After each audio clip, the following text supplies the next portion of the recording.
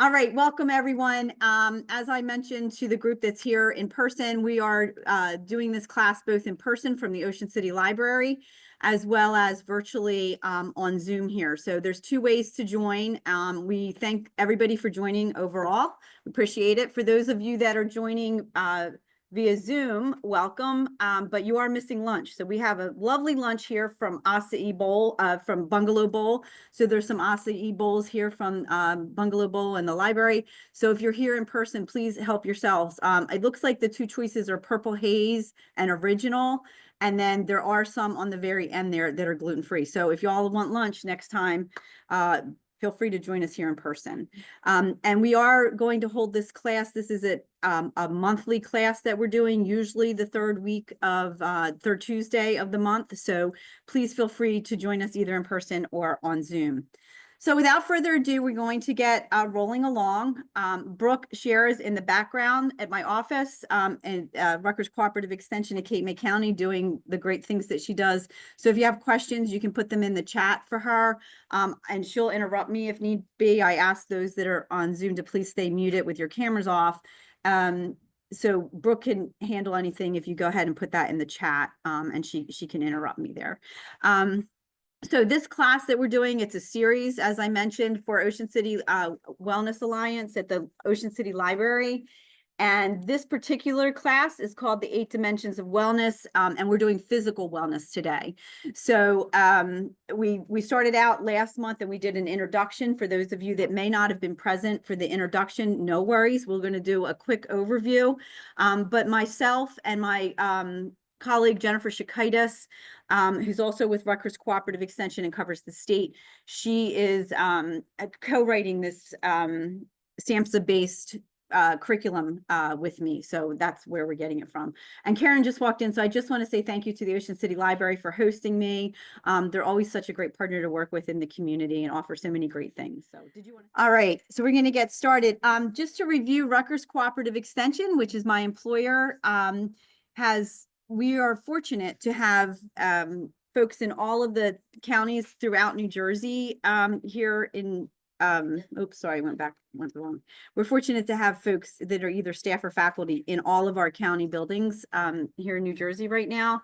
We are supported by the commissioners, the county commissioners of Cape May County and the other counties across the state, Rutgers, the State University, and the USDA's National Institute of Food and Agriculture. We have 3 different departments, Agriculture and Natural Resources, 4-H and Youth Development, and then my department, which is Family and Community Health Sciences. And for Family and Community Health Sciences, we do a lot of work with nutrition, physical activity, and overall wellness. And like I said, there are free materials at the front of the room here, so you're welcome to help yourselves to those. Is that okay, Chris? That's perfect. Thank you. Yes, thank you. All right, news lighting. Yes, we're dimming the lights here. All right, so Rutgers Cooperative Extension, of course, is an affirmative action, equal opportunity employer. As I mentioned before, they're just releasing a poll here for us, which is right in the middle of the screen. Hold on one second in person, sorry. We're having a little more technical difficulties today than we did the first time. I cannot get that off the screen. So, Brooke, I don't know if you can collapse that poll on the screen because it is showing on my screen here. But anyway, we're going to get started. As I mentioned, 8 Dimensions of Wellness, physical wellness is the one that we are covering today. And for those of you in person as well as here, if you would so kindly take out your phones and scan this, I'll put it up at the end too. It provides me with feedback that I need to have for my purposes for the university. All right, so let's get started on the presentation. Get busy. We have 4 objectives for today's class. First off, we're going to identify the dimensions of wellness. We're going to define overall wellness. So like I said, a little preview for those of you that might not have made it to the first class. We're going to understand how the 8 dimensions of wellness interacts with one another to create positive balance. And positive and balance are words you're going to hear a lot of today. because it is a very key component of this information.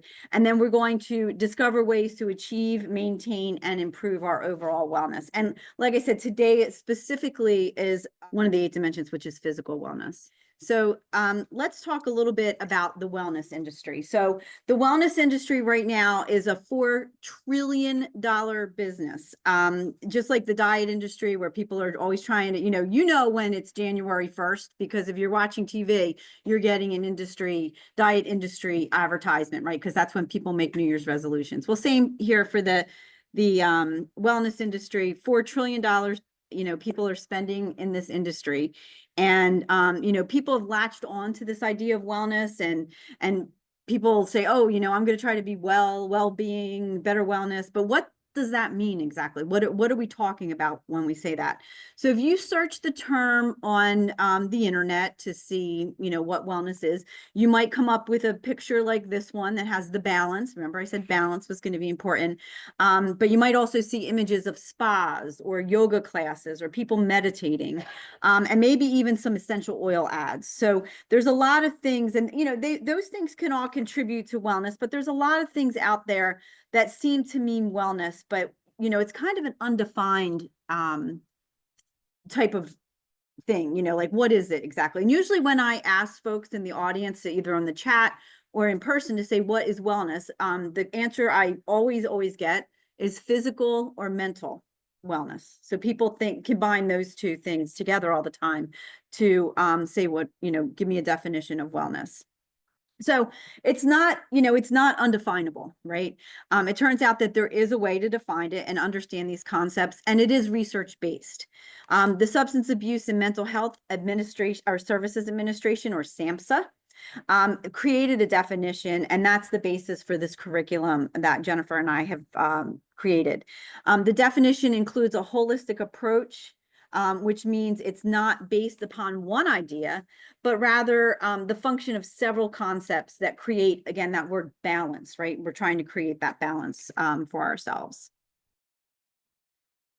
And again, wellness has become a common term, like I said before, used frequently. I've seen it, I pay more attention to it now, I guess, because I wrote this curriculum and I teach it, but it is a term that's used frequently. It's a vague concept, but there is a definition and explanation of what it actually means. And you can see here on the screen that SAMHSA envisions wellness not as the absence of disease or illness and stress, but as the presence of a positive, there's that positive again, positive purpose in life, satisfying work, satisfying play, joyful relationships, a healthy body, and living environment, as well as happiness. So these are the 8 dimensions, as you can see on the screen there. And like I mentioned already, we're going to be talking about physical wellness today. And like I said, we had the introduction last month in February. This month, we're going to do physical wellness, and we're going to travel throughout the 8 dimensions, circle back a little bit sometimes to talk about them. But as we're talking about them each month, we're also going to talk about the inner relationship amongst the other ones. How if your physical wellness is not good, it might be throwing off your emotional or your spiritual or your environmental. So they are all very much interactive with one another. You can see here, SAMHSA's definition is recognizing the need for physical activity, healthy food, and sleep, which is probably no surprise, right? If you feel physically well, there are a lot of things that you would think of. These are listed out here in alphabetical order. So they're not in any, order of priority or anything like that. And the model I just showed you, where it's usually seen as cyclical, because it does, kind of move in a cycle. And if one thing's off, it might be throwing another thing off, or one thing's good, it might be making another thing good. But again, these are just a list, alphabetical order, so you can see what they all have as meanings there. Physical wellness, as I said, recognizing the need for physical activity, healthy foods, and sleep. So keep those in mind as we cycle through today. An important part of well-being is the balance of the 8 dimensions, as I mentioned, balance, positivity, and because we each have individual needs. So everybody that's on Zoom today, everybody that's here in the audience today, you're going to have a different idea or meaning of what that balance means to you. It's going to look different for all of us, right? So I can stand here and tell you what to do, but it's going to look different to everybody. So you have to keep that in mind. It's good to talk to people about what they're doing because it could give you ideas. But again, it's something that you're going to need to do yourself. And you're going to need to like think about what things make you feel balanced and well.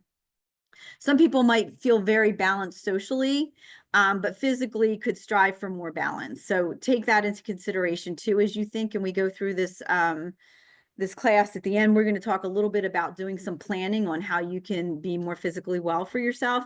So just take a minute now and reflect on these 8 dimensions that we've mentioned already and think of where you feel strongest, just so you have an idea, right? So we talked about the different dimensions and where we feel strong, but just think about which one you feel strongest in. And this one is a typo that I fixed in the one that I turned off, but this says emotional, but we're talking about physical wellness here, like I said. And, you know, the physical wellness is important because of all the different things that we need with physical well-being. And SAMHSA, oh, sorry, one more. Okay, so let's talk a little bit about this. And like when I go through this and I teach this class, and I do teach it a lot, I want to remind everybody to take small steps. I say this all the time. New Year's resolutions are broken because we have the idea that, you know, we have to do everything all at once. No, you don't. A lot of times, if you've become physically unwell or emotionally unwell, it wasn't just one thing necessarily. It was probably a lot of things that happened to compile that up. So think about, you know, your physical wellness, taking small steps to achieve those things, so that you don't become overwhelmed and that you are successful and it's a positive experience for you. Think about where you might like to start as we talk. You know, I'd like to start with, you know, trying to get better sleep. So how might I do that? And we'll talk a little bit about that. So you just want to take a little bit of time, think about where you are, think where you'd like to be, and take those tiny, small steps, create one goal at a time. All right, so you might be wondering why today's presentation focuses on physical wellness. And there's many reasons, obviously, but more and more the importance of physical health and wellness is really becoming evident. Having positive physical wellness can create wellness in all the other 7 dimensions. And it's also been shown to extend both the quantity and quality of our lives. It can help our aging process, so we age better, you know, so we have more physical mobility as we age. It can improve our mental functions, and it can even help to prevent chronic diseases. So these are all great reasons why we want to try to be physically well. So that's, you know, a good reason, right? We feel good. And I always say too, you know, trying to have the opportunity to age well is important. And so across the lifespan, physical wellness is important. And if you have goals, it's never too late to start being physically well. Just set those small goals and move them forward. So there's 6 areas within the dimension of physical wellness. So every time there's a dimension, SAMHSA breaks it down into smaller groupings to help us focus in on that. We're going to review them in detail today for the benefits that they offer. And once we've reviewed all 6 areas, we're going to talk about ways to achieve better physical wellness. So I'm sure it's not any surprise that the first area of physical wellness is eating nutritious foods. And the people here in the audience are doing that right now. They have some veggies there. Some of them might have some fruits. A nutrient-dense diet is really important. It benefits us in so many different ways, and it can help us to create physical wellness. The benefits of eating a healthy diet include chronic disease prevention, right? So if we eat a healthy diet, it's been shown to help us prevent different chronic diseases like type 2 diabetes, high blood pressure, heart disease or cardiovascular disease, high cholesterol, certain cancers, hypertension, and obesity. So it's important to follow the MyPlate model. I was just in a school this morning teaching 4-year-olds the MyPlate model. It's never too early to learn, right? They were very fun. But you want to make sure that, you know, you're eating. The reason I say the MyPlate model is that model demonstrates to us that there's 5 food groups, and eating from those 5 food groups will help us to have a nutrient dense diet that prevents different diseases. The other thing we want to do, obviously, no surprise again, probably, is be active. And that's the second area of physical wellness. And as I said before, it's never too late or too early to start being physically active. Before becoming physically active or starting a new exercise routine, always want to check with your physician to make sure that they're aware of what you're going to be starting, and to give you the A-OK if this is a good opportunity for you to be physically well. And being physically active every day, it can really make everyday activities easier. So the more we're physically active, the easier it is to engage in regular physical activity. You know, when you get old, I know I'm feeling it, right? You bend over and you're like, oh, you hear all the creaking and cracking. The more we're physically active, the better it helps with that. So an example, again, as we age, it can give us the ability to have better physical condition and make it easier for eating, bathing, toileting, dressing, and getting in and out of bed, and even getting up and down from a chair if we're regularly physically active. It can help us to move around the neighborhood so we can be socially active. So remember, I said how they interact, right? So if we have good physical wellness, especially as we age, we know that good social interaction as we age is really important for well-being. So being physically well throughout our lifespan will make it easier to be socially well as well later in life. Another benefit to being physically active, of course, is preventing falls. Being physically active can increase strength, it can increase our flexibility and our balance, and we want to prevent falls so we can age at home in a healthy way and live independently.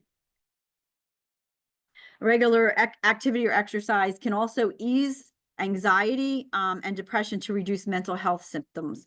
And it also helps us to sleep better. I always use the example, like, you know, when you're caring for a young child and they're really, really active during the day and they sleep really well that night. Well, it's the same for us. If we're active, we're going to have better sleep. And again, there's a lot more research being done right now around the benefits of physical activity for mental health assistance, emotional health assistance, and also with the help of substance use disorder. So there's a lot of things that are showing benefits around that.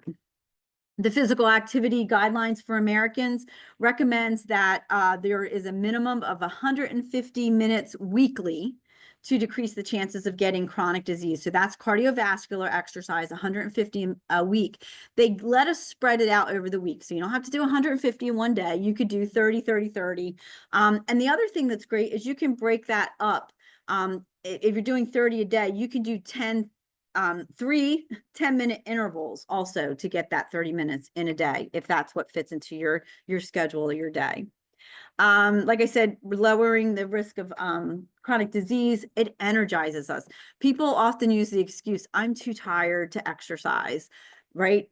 You are, but guess what? It gives you more energy. So yes, you're tired in the beginning, get out there, do it at the right time of day, and that in turn is going to give you more energy down the road. So it does definitely help us to be energized. It clears our mind. I know, like, if I'm working on something in the afternoon and I've been on the computer all day, I'll just get up and do a 10-minute walk real quick, especially outside. It wakes me up. It gives me, you know, the oomph to get through the rest of the day. So just try even starting out with the 10 minutes of moderate exercise a day, and it's likely to really give you that added exercise, energy that you're needing. Okay, it also helps us with cognitive brain function. So we're realizing now that, you know, the blood flow from exercise can help with preventative diseases like Alzheimer's, dementia, and it really helps with our cognitive brain function. So if you're feeling a little bit of brain fog, getting out there and having some physical activity could really improve your brain fog and your mental cognitive behavior. All right, so a few weeks ago, I was here at Ocean City Library and I did a class on getting a good night's sleep. And that's an hour-long class, so I'm not going to do that here. We do have recordings of it on my web page, the FCHS web page for Cape May County. So if you're interested in more, I do it live once in a while, but you can also go and view it if you're having some sleep issues. Everybody knows a good night's sleep. Like, you wake up from a good night's sleep and you're like, yes, I got a good night, especially as an adult, right? You got a good night's sleep, you feel good, you're energized. And when you don't get a good night's sleep, that can really impact your physical and emotional well-being. So getting a good night's sleep is important. There was a study published in the Annual Review of Clinical Psychology that found a relationship between sleep and emotional brain function. And this study determined that sleep improves our emotional brain function. And that's because while we sleep, our tissues are being repaired, our body's recovering from the day's events, and our heart is entering into various stages that give it a little bit of a workout and a little bit of rest at the same time. So all good stuff. A good night's sleep can also improve our mood, just like the physical activity can. It makes us more aware. You might have heard that driving drowsy is like driving drunk because your cognitive function's not there. So it makes us much more aware. It supports our memory function. Getting a good night's sleep will help our memory because, again, it's clearing our head, right? And it has so many benefits that it's worth trying to find something that could make you get a better night's sleep for your own safety and your own emotional well-being. Studies are being done right now on the relationship between chronic disease and things like diabetes and heart disease, and they're linked to sleep and sleep deprivation. But right now we don't know what came first, the horse or the cart. So they're looking at both to determine, but there is an association or proposed link between chronic disease and sleep habits. So they are important to be mindful of as well. And studies are also looking at what came first. I said that, sorry, did that one already. And then there was a study published in Science Direct, Sleep and Exercise. And what they're finding is if you're not sleeping, your physical output is less, right? Makes sense. So especially for athletes, this is a problem. You want to make sure, I used to say to my kids all the time, we'd go on soccer tournaments or whatever, and they want to be running around playing to all hours of the night with their friends. And I'm like, we're here to play soccer. Like, you need to get a good night's sleep so that, you can play well tomorrow. And there's actually links between that. So getting a good night's sleep helps you to be able to exercise well or be physically active the next day. So, and again, it kind of goes in a cycle because if you sleep well, you exercise better, you sleep well. So again, with that very cyclical type of thinking here. What else do we have? It can also help with our balance of food. So if we get good sleep, we tend to be less tired during the day, right? I'm guilty of this, so I'll raise my hand. But who gets tired like right around 3 o'clock in the afternoon, right? Yep. So maybe you didn't have a good night's sleep, but maybe you didn't have good nutrition either. Again, cyclical. But what happens is when we get tired, there's a big gap between lunchtime and dinner time. So that's why a healthy snack in the middle of the day around 3 o'clock and a maybe 10-minute walk could really energize you a little bit. But God bless you. But having that lack of sleep, we crave sugar. Right? We want energy. So we know that sugar gives us energy. So we're sleepy. What can I have to eat? Let me see. Oh, here's a candy bar. So we'll eat the candy bar, gives us a quick lift, right? But whereas if we went out for the walk and we had that maybe apple and peanut butter, that would give us a little energy boost and it would help us to balance better. So if you're not getting a good night's sleep, it could be throwing off your food intake because you might be having the desire to eat something a little bit that gives you a little pep. And then of course, a good night's sleep, it helps with our heart health, like I mentioned before, because that is helping us. It's going through stages. The heart is going up and down, and it's helping to give a little bit of a workout there. So another important part of physical wellness that you might not have thought about was going to the doctor. And, when we have children, I have grandchildren right now, where they go for well visits. And when that's something you always do as a child, you go for those well visits. And then we grow up and then we don't go to the doctor because we don't want to hear what the doctor has to tell us. So we avoid it a lot of times. But having a doctor, seeing one at least annually for regular checkups is really crucial for our preventative care and our overall physical wellness. So bless you.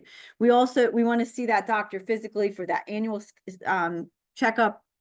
You want to get regular screenings, right? So there's age markers where we want to get different screenings, gender markers where we want to get different screenings. So don't be afraid to go to the doctor for a checkup because you're afraid of what you're going to hear. Go to the doctor, find a doctor that you trust, that you have a good relationship with, that you will go regularly. It is very important because if you don't go, then you're just putting off the inevitable. Like it's there anyway if there's a problem. So go get it caught early so that it's preventative care, so that you do well overall. You also want to share your family history with the doctor. So that's why they ask you, I just went for an annual checkup the other day. They said, mom's still alive. Yep. Brother's still alive. Yep. Any diseases, so they ask those questions for a reason, because they want to know the history so they can better treat you. So you want to be able to share that if possible, and know, so the doctor has an idea of what you're doing. One of the things that some people forget too is not just regular physical, like go to the medical doctor, but also you want to make sure that you're having regular dental and eye exams as well. These are important, again, can catch things early, and prevent bigger problems. So this is really about making sure that we're being preventative, and not avoiding what is there that needs to be done. All right. And the next thing we have, I put awareness. So awareness of alcohol, tobacco, and recreational drugs. You want to make sure that you use these things in moderation. Even if things are legal, that does not mean that they are good for us. So you want to make sure that you have control over substances that you're using. Look for triggers you may be having that you are, overusing something regularly. So for instance, if you're finding yourself having an issue, look at that and say, okay, what is triggering me to have this issue? Is work, or is home life, or is, something else happening that I'm overusing a substance regularly, because we want to avoid that. We also want to try to find something else to do. So if you are finding regular use, you don't know why, let's look back at that physical activity. Let's look back at the nutrition, because feeling better overall might help you to avoid substances that your body does not need. And then especially, I say this all the time when we talk about emotional wellness, but same for substance use disorder. If you need help, please seek help from a professional. It's very important to get that help so that you can try to move forward. All right, the next thing we're going to talk about is medication safety. Again, something that you might not have thought of would be on the list for things that you want to do for physical wellness. When we go to our doctor, we're seeing the doctor regularly, right? And they prescribe a medication. If we have a good relationship with that doctor, it'll be easier to have conversations about it. So when they give us something, we trust it's going to make us better. If you take a medication from your doctor and you don't feel well, then let them know, call them back, say, hey, I'm having this effect from it. And if they're not listening to you, then try to seek another professional that maybe will help you. Let them know how it's affecting you. And that way you'll be a lot safer to make sure that you're taking what is best for you. You also want to make sure, if you do take medication regularly, carry a list of those medications with you. In case there's an emergency, you want to make sure that people know what you're taking in the event of emergency so that they're best able to treat you during that emergency. So for instance, you can carry it in a bag, in a glove box, or somewhere. And the other place you want to take it to the other doctors, right? So if you're seeing a general practitioner, you're seeing a cardiologist or a gynecologist, or whatever type of doctor you're seeing, take that list with you so that they have it and they know what you're taking so that they can best treat you as well. If you are taking medication, or you have some type of special chronic disease or other disease, you want to make sure that you have a medical bracelet or some type of medical identification on you, so that people can identify that way too in the event of emergency. You also want to make sure that you store your medication properly. So that means look at what the instructions say. Don't put it in the cabinet next to the oven where it heats up all the time, or, if it needs to go in the fridge, then make sure it goes in the fridge. So make sure that it's being stored properly for the best effectiveness.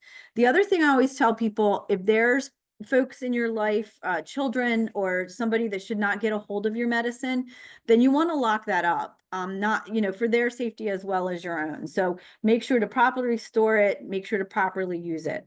The other thing you want to do is dispose of it properly. So a lot of times we'll have a medication, we're done with it, we're not using it anymore. Some of them can be harmful to others. So there is disposal. A lot of times the police stations will take them. Some of the prevention centers will give you charcoal bags, and you can pour them in and you mix it with a little water, and it deactivates the substance. So that, just make sure you're disposing of them properly. We don't want to put them into don't flush them. Don't put them into the water system. Dispose of them properly. And then you always want to follow the dosage that the doctor gives you, right, for that recommendation.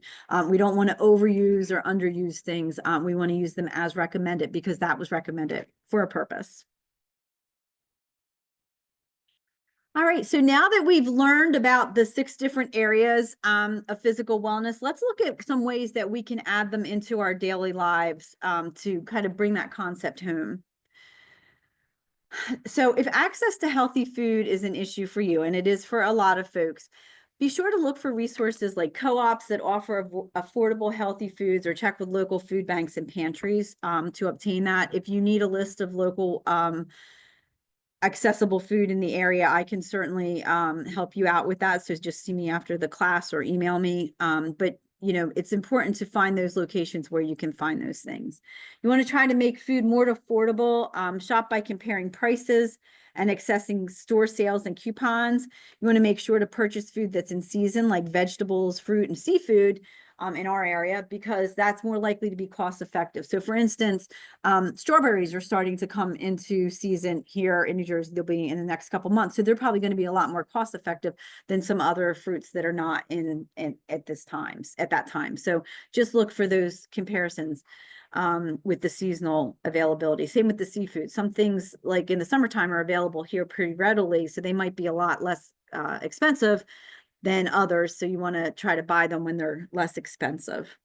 It's also important to know that canned and frozen vegetables and fruits are just as nutritious as the fresh ones.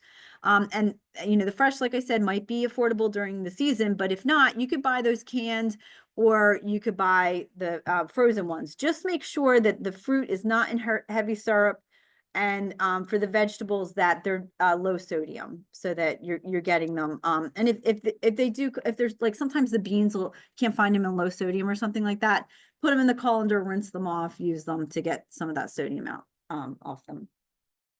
It's also good to eat at home. You know, when we make food at home, it tends to be a lot healthier. A lot of times food that's out is saltier, higher in fat. They're trying to get our sensations going, so they, you know, could be a lot fattier. So, you know, full of sugar or salt. So try to eat at home, to prepare that food here at home, so that you're not eating as big a portion. You know, they also tend to be really big portions when we eat out. Again, they want to please us. So try to, if you do eat out, try to like section off your portion when you get it, so you take home for later, and you're not overeating because you're out. And also, small goals to eat a nutrient-dense diet can help you to eat healthier long term. So again, I mentioned to you before that we wanted to make sure that we were taking small steps. So you want to try to eat a nutrient-dense diet. A lot of times, you know, the fad diets that come up, people ask us about that all the time.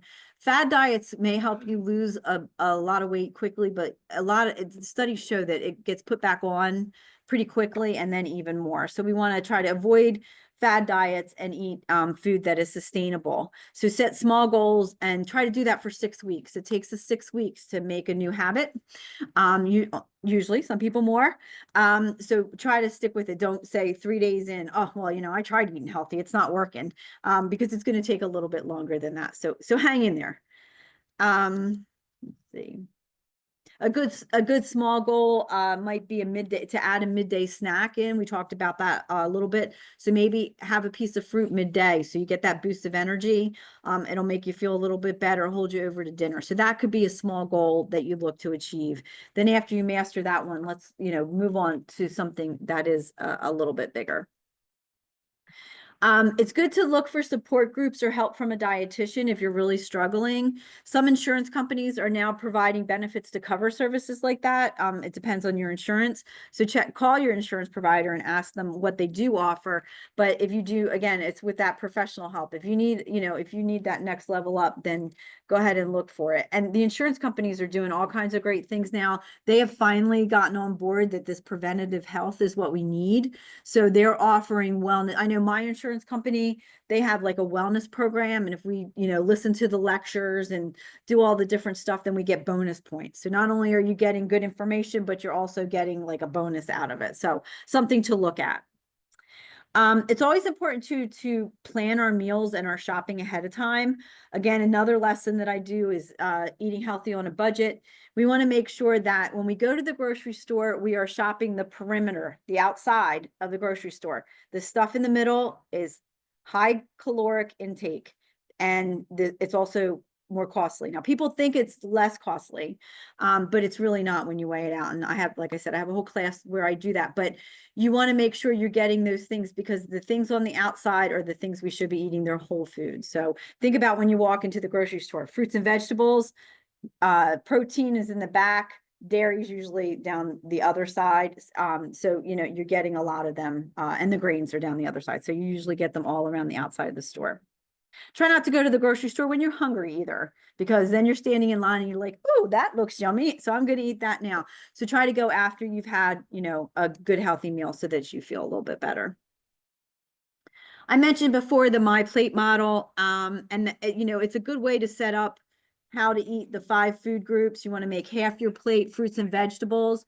You want to eat lean protein like chicken, pork, and seafood, or beans and legumes, lentils. You want to make half your grains whole grains every day. So that's important to do too. You want to choose low fat or fat-free dairy. There's the same amount of calcium. It's just a lot less fat to use the low fat or fat-free. And if you can't move from whole milk to, the low fat or fat-free, try combining them for a little while until you wean them down for yourself. All right.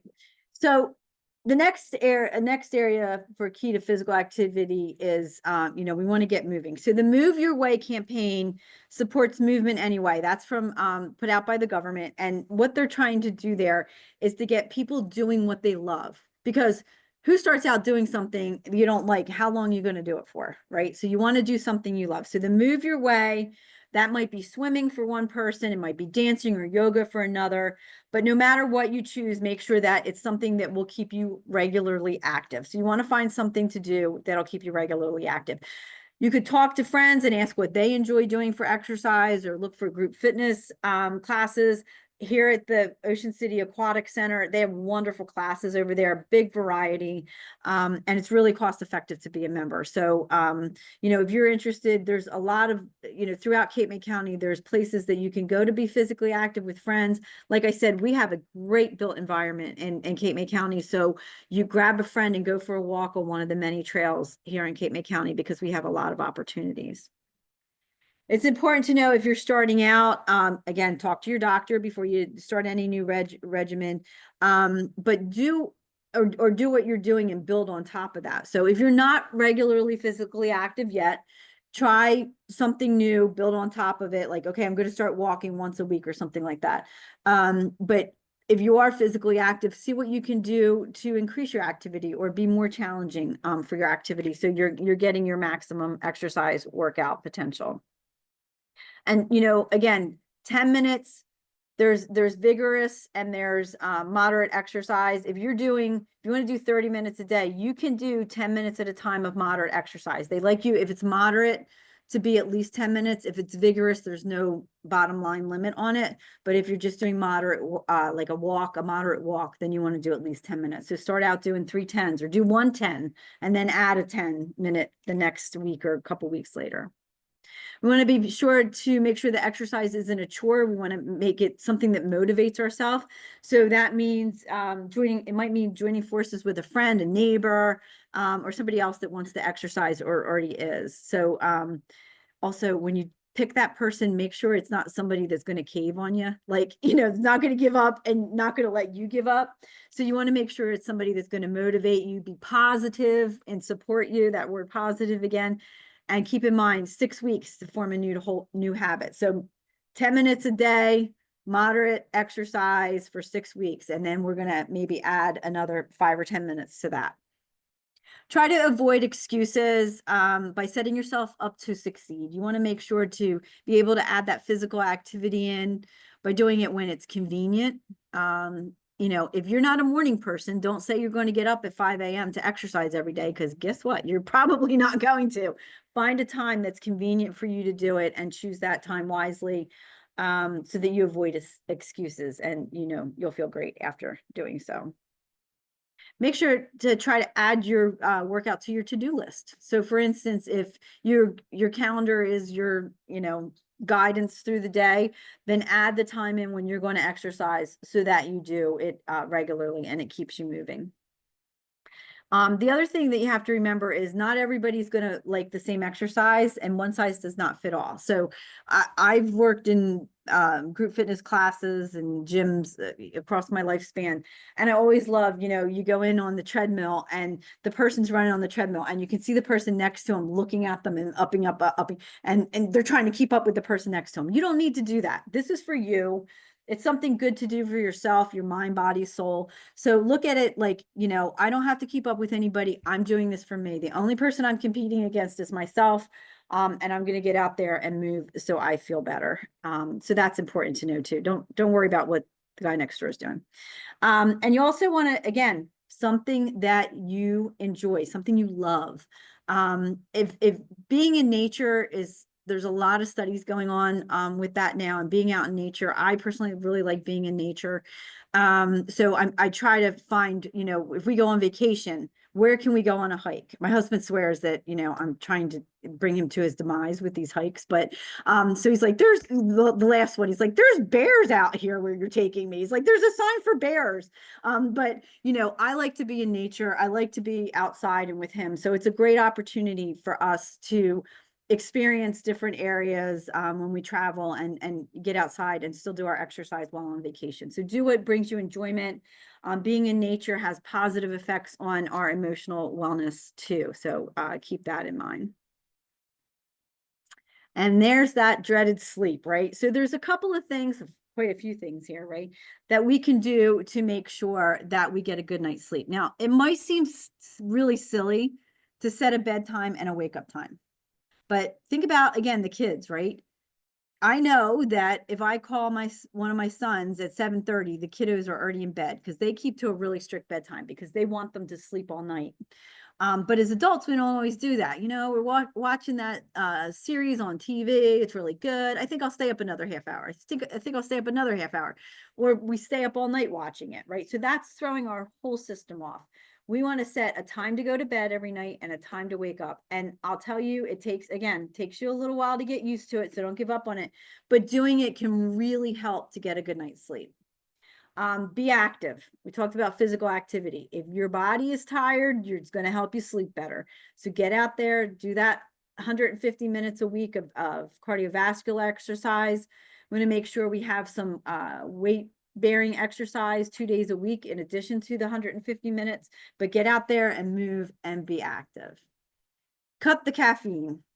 This is not always easy, right? Because you get a little bit of a headache, but if you're finding that you're waking up at night, you're not falling asleep at night, you might be drinking caffeine too late, you might be drinking too much of it. So if you're finding, you start out, you're active and you are setting a bedtime and you're still not getting a good night's sleep, then try to remove the caffeine from late in the day or altogether, or cut back the amount of caffeine you're having to help you sleep, because it's a stimulant. So it's going to keep us up.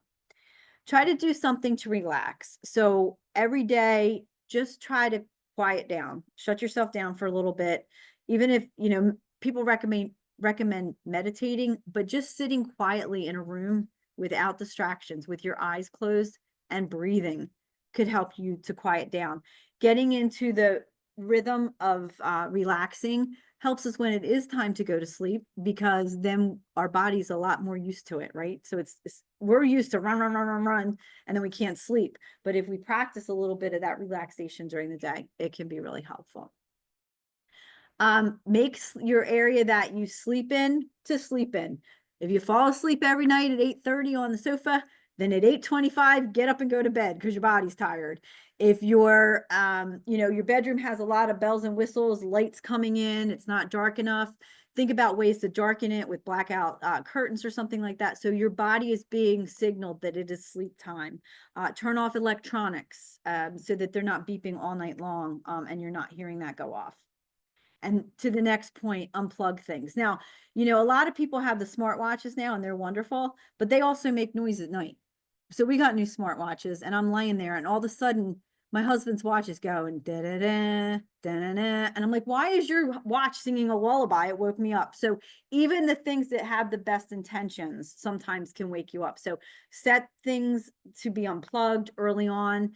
You might need to go unplug from the screens an hour ahead of time, but do things to unplug yourself. So mentally, you're kind of bringing yourself down. Also eat early. If we have a big meal, then our body is still working to digest that.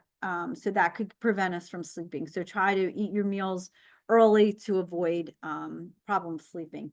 And then if you're really having a problem, it's going on 3 to 6 weeks now that you're not sleeping regularly. That could be, stress related, but it could also be that you need to consult a doctor because it could be a little bit more chronic for you. All right, so keys to substance abuse avoidance. So substances like nicotine, illegal drugs, alcohol can all be addictive, and so can some prescription drugs if they're not used according to the labels. So substance abuse dependency makes it hard to achieve physical wellness because we're doing things to our body, bringing it up, down, all around. You want to try to avoid substances, look at the label, and avoid things that can cause you dependency. If you're feeling dependent on them, then seek some type of help. Here in New Jersey, I always make a plug for it. We are really, really lucky in New Jersey because the State Department of Health has provided a grant to the prevention agencies in all the counties to have smoking cessation programs where they provide free nicotine replacement as well as counseling. And the two coupled together have been evidence proven to help people quit smoking. So if you know somebody, we have two great local ones, Cape Assist here in Cape May County, as well as Atlantic Prevention in Atlantic County, have those free services. So if you know someone that wants to stop using nicotine, they can use those resources. And I will say that nicotine too, as well as other substances, can interfere with your sleep. So people think, oh, I'm going to go out tonight, have a few drinks and sleep well, but that can interrupt your sleep cycles. So you want to be cautious about how much you're drinking. A glass of wine, you're probably okay. But if it's continuing a lot, then it could cause that restless sleep that we're trying to get for physical wellness. Oops, sorry, went too far. All right. Let's see what else we got. All right. And the other issue with not with using substances that we shouldn't be, they can prevent physical activity, they can hinder it. Again, it's just a cycle that we could get in with different substances. So we want to try to avoid them, avoid misuse, so that we can be physically active, so that we can sleep well and eat well. All right, so I mentioned going to see the doctor, and if you're not seeing a physician or dentist regularly, just make that a goal. Make that the first step in physical wellness, to try to see somebody that regularly. Choose special dates like your birthday or anniversary to remind you to get a mammogram, for instance, or do another preventative type checkup. It's better to have things caught early and be preventative than to put them off too long. And you want to avoid excuses. So don't say, oh, I'm not going because he's going to tell me that I weigh too much, or I'm not going because, I was supposed to go get this, I looked at and I never did it. Like, don't do that. That's just going to make the problem worse. So avoid the excuses and see that doc for regular checkup and care. So you get that early detection, because it could really be life-saving for you. And you also want to find a provider that's going to meet your needs. You know, some doctors you just aren't going to mesh with. If that's the case, break the ties, find another one. I know it's hard where we are sometimes to find docs because there's like a limited population, but you know, try to find somebody that meshes with what you need and what you're looking for. And then finally, know your numbers. And what I mean about that is that when you're going for these regular physical exams, you should know what your cholesterol levels are, what your blood pressure is, what your A1Cs are. You want to know all those different numbers because you want to be on top of them. So I'll give you another example. You know, my husband went a few years ago to regular checkup to the doctor. He says, you know, your blood pressure is creeping up on you. You're getting a little older, blood pressure is creeping up on you. The choices are, you know, you lose a few pounds, you start exercising more regularly, or you go on medication. So he said, I'd really like to try to lose a few pounds, exercise regularly, and you know, see what happens. So he did that. And because he knew his numbers and what he needed to improve, he was able to improve those numbers and avoid having to go onto the medication. So talk with your doctor about what options you have and what you can commit to, and see them regularly. You also, if you know what your numbers are, you'll know when they improve. So you can say to the doctor, I know this number's improved. What can we do now? Okay. So that's all good information to know what's going on with you. It's knowing your own body. Medical safety, just one little tiny hint to everybody. Poison ivy is all natural. So we're not going to eat poison ivy. You know, there's a lot of stuff that's all natural, but all natural could still impact your health. So there's interactions with other things.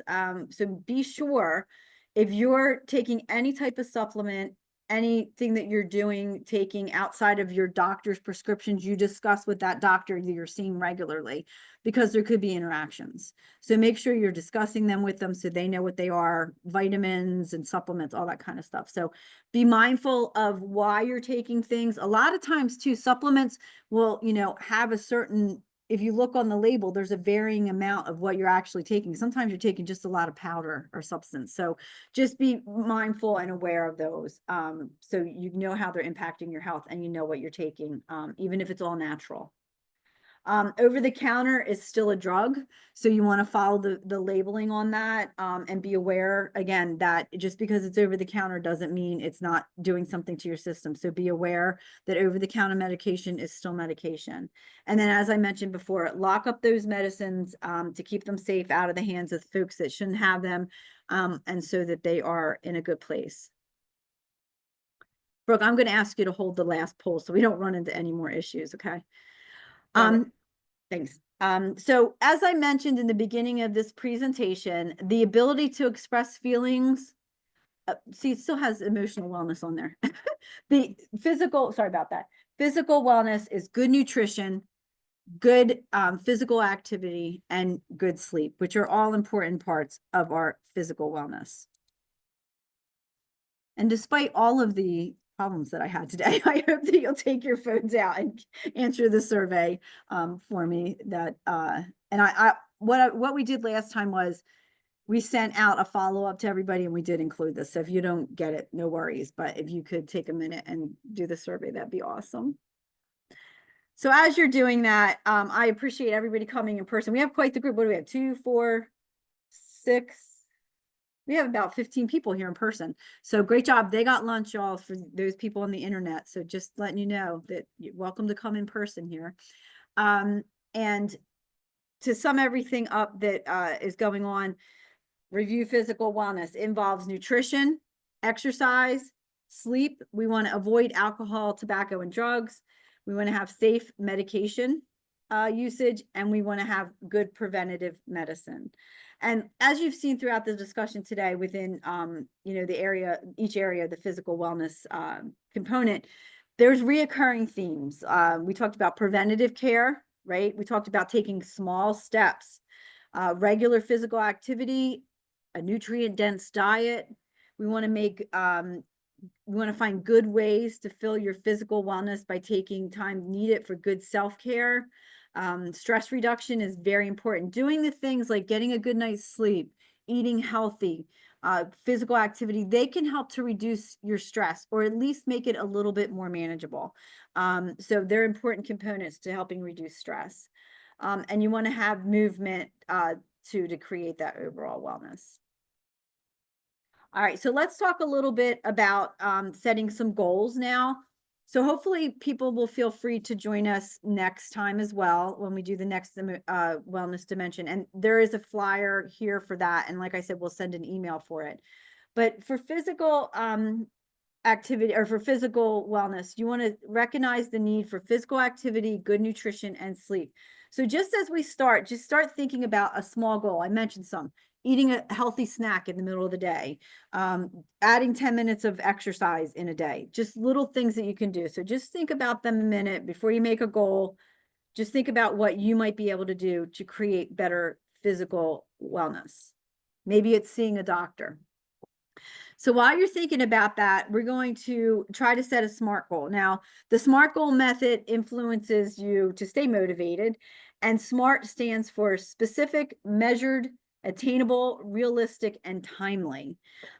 So one way that we can set a SMART goal, I have one up here.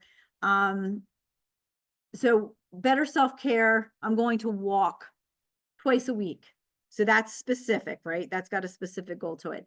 The measure is we're going to walk 2 days per week. So that's the measure. You could also do measured, like I'm going to walk 5 blocks in 10 minutes or whatever you like to do for the measured. Attainable. I'll walk on Tuesdays and Thursdays because I know on Tuesdays and Thursdays, I have the time to do that. Realistic. If I can't walk on Tuesdays and Thursdays because maybe it's bad weather outside, then I'm going to replace Tuesday, Thursday with Saturday or Sunday or Saturday and Sunday. And then timely. If I can't, I'll start on Tuesday next week because I'm setting a timeline here.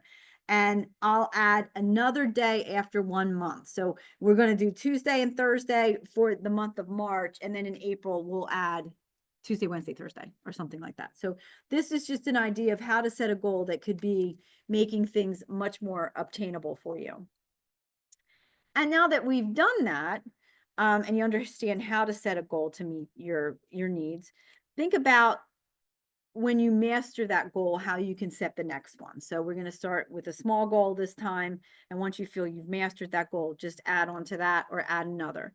And it's important to remember to reevaluate what you're doing. So for instance, if you get to that 6-week period and you're like, well, you know, I said Tuesday, Thursday, but it was really only Tuesday. That's okay. Like, don't beat yourself up.